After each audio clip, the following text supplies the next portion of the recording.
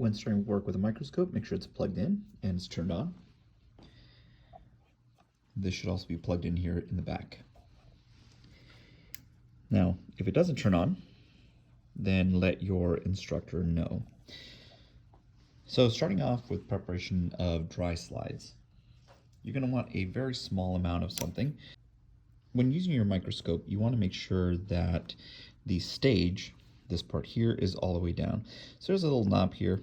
Just want to make sure that you move it until it can't move down here. Now there's no need to crank it as hard as you can. Just as soon as you feel it stop, you're good. Now putting on a dry slide does not require any water. It's just you're going to look at something without a cover slip. Put maybe 3 or 4 grains of salt on here. You're going to move this lever. Gently set down the slide so the salt doesn't fall off, and gently let the lever go. And what you're going to try to do is on this side of the slide, or this side of the microscope, there are these knobs that move the stage forward and side to side. What you will attempt to do is you're going to attempt to line up the salt so that you can see the light passing through a few of the grains of sand. Next up, you are going to bring up the coarse focus until you can see it through this eyepiece. Now, if you can see it and it's blurry, you'll simply use the fine focus to get a nice clear image of your salt crystals. Now, when you first look through the microscope, you may see something like this. Is that a clear image of your salt crystals? If you move the coarse focus, you'll begin to see it clear up. Now, it's really hard to get the perfect image. Here's where the fine focus comes in. The fine focus is to clear up the last little details of your salt crystal, and it should look something like this.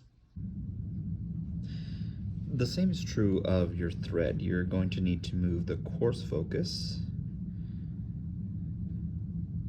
And because it's a 3D image, you're seeing things from bottom all the way to the top.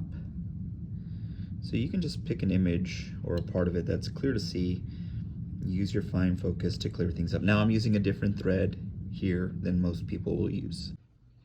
Now for a wet mount, whether it's the letter E or if it's a piece of elodea leaf, put a small sample on the center of the slide, and then you're going to include a drop of water on top. Will probably float, which is fine. And then to get a really good slide, you're going to drag this until it touches water, then slowly lower it down, and you shouldn't end up with much of an air bubble. You can give it a little tap if you want.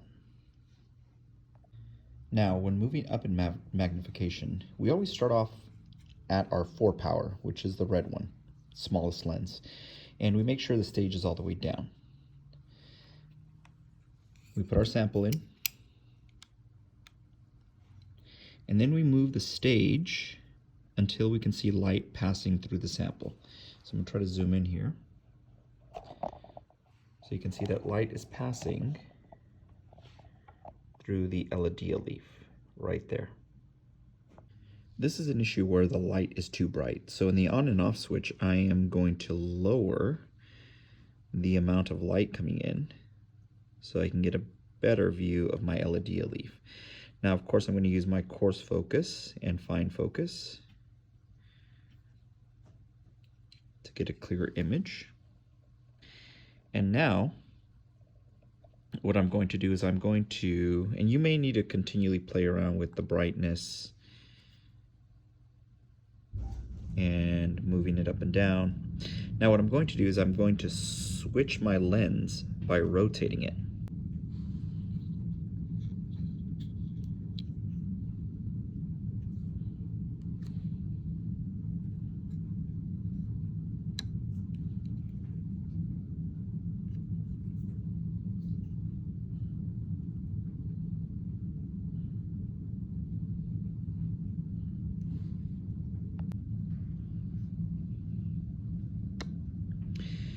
Now from here, it's very important that you do not move the coarse focus. From here, you will only move the fine focus knob to give you a better view of the leaf or the letter E, whatever you happen to be looking at. And what you're looking at right now are cells of an LED leaf.